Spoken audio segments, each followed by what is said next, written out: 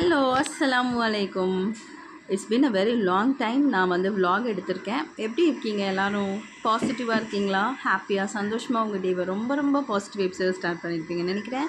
Same year also ஒரு new அப்டேஷனோட வந்திருக்கேன். பார்த்தீங்களா, என்னோடய பால்கனியை நான் ரொம்ப அழகாக டெக்கரேட் பண்ணி வச்சுருக்கேன் இல்லையா? ஸோ எனக்கு இது ரொம்ப பிடிச்சிருக்கு. ஆக்சுவலி இந்த நியூ லுக் எனக்கு ரொம்ப பிடிச்சிருக்கு. ஸோ எனக்கு இப்போது இந்த சர்வீஸ் ஏரியா வரதுக்கே எனக்கு ஆக்சுவலாக ரொம்ப பிடிக்க ஆரம்பிச்சிருச்சு. ஸோ மார்னிங் வந்து ஒரு 5 மினிட்ஸ் வந்து ஒரு 10 மினிட்ஸாக எக்ஸ்டெண்ட் பண்ணி நான் உட்காந்து ரசிக்க ஆரம்பிச்சிட்டேன் பால்கனியை. பட் எனக்கு டைம் அப்புறம் என் மைண்ட் வாய்ஸ் எனக்கே கேட்க ஆரம்பிக்கும். என்னென்னா, அச்சச்சோ டைம் ஆகிடுச்சு, கிளம்பு கிளம்பு அப்படின்ட்டு. நான் கிளம்புறதுக்கு இல்லைங்க, எங்கள் பசங்களை வந்து ரெடி பண்ணணும் இல்லையா? ஸோ அதுக்கு குக்லாம் பண்ணணும். ஸோ நைட்டே வெசல்ஸ் எல்லாம் வாஷ் பண்ணி இங்கே வந்து ட்ரை பண்ணி வச்சுருவேன். ஸோ தட் மார்னிங் எழுந்திரிச்சு காலையில் வந்து பார்த்திங்கன்னா ரைஸ் தான் ஃபஸ்ட்டு வைப்பேன். அது எல்லாருக்குமே தெரியும். ஸோ ஃபஸ்ட் ரைஸ் வச்சுட்டு அதுக்கப்புறம் என்னோடய மற்ற வேலைகள் எல்லாம் ஸ்டார்ட் பண்ணிடுவேன். ஸோ தட் அது பாயில் ஆகிட்டு இருக்கும். நெக்ஸ்ட்டு ஒர்க் எல்லாம் பண்ணலாம். ஸோ இந்த டேஸ் எல்லாம் பாருங்களேன், நமக்கு எப்படி நாள் போகுதுன்னே தெரியல. நான் இப்போ ஸ்கூலுக்கு போன காலம் போய் என் பசங்க இப்போ ஸ்கூல் போகிற காலம் வந்துடுச்சு. ஸோ நெக்ஸ்ட்டு வந்து பாருங்கள், இன்னும் கொஞ்ச நாள் ஆன மாதிரி இருக்கும், அவங்க பசங்க ஸ்கூல் போகிற மாதிரி இருக்கும். ஸோ லைஃப் அப்படி தான் போய்கிட்டே இருக்கும். நம்ம வந்து நிற்காமல் ஒன்றே ஒன்று போய்கிட்டு இருக்கு அப்படின்னா அது என்னன்னா டைம் தான். அண்ட் ஒன்றே ஒன்று நமக்கு திரும்ப கிடைக்காது அப்படின்னாலும் அதுவும் டைம் தான். ஸோ இந்த ரெண்டுமே வந்து பார்த்திங்கன்னா ஒரே ஒரு விஷயத்துக்கு தான் இந்த ரெண்டுமே நான் வந்து சொல்கிறேன்.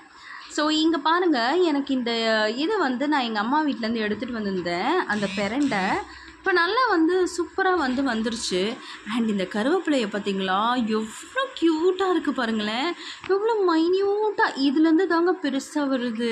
ஸோ கருவேப்பிலையை இதை பார்க்க வந்து எனக்கு ரொம்ப சந்தோஷமாக இருந்தது. ஸோ கண்டிப்பாக நீங்கள் என்னோடய வியூவர்ஸ்க்கும் இதை காட்டணுன்றதுனால தான் மார்னிங் இதுக்கு டைம் நான் ஒதுக்கி உங்களுக்காக பண்ணியிருக்கேன். கண்டிப்பாக நீங்கள் எனக்கு இது தேங்க் பண்ணணும். மேபி உங்களுக்கு இது பிடிச்சிருந்தேன்னா. அண்டு எங்கே பாருங்கள், ஆலோவேரா வந்து லைக் எப்படின்னா இதுக்கு ரொம்ப குட்டியாக வந்தது, இப்போ வந்து நல்லா பெருசாக வந்து வளர்ந்துருச்சு. ஸோ ரசித்ததெல்லாம் போதும் போதும் போதும்னு என் மனசுக்கு நானே சொல்லி இப்போ என் மைண்ட் வாய்ஸ் உங்களுக்கே கேட்க ஆரம்பிச்சிருக்கோம். நீங்களே சொல்லியிருப்பீங்க, ஐஷா போதும் ரசித்தது, நீங்கள் போய் சமைங்கன்னு சொல்லியிருப்பீங்கள்ல. கண்டிப்பாக சொல்லியிருப்பீங்க. அண்ட் இது என்ன அப்படின்னாக்கா ரைஸ் வாட்டர். இந்த ரைஸ் வாட்டர் என்னென்னா சாதம் அரிசியை களைஞ்ச தண்ணியை வந்து நான் எப்பயுமே கீழே ஊற்ற மாட்டேன்.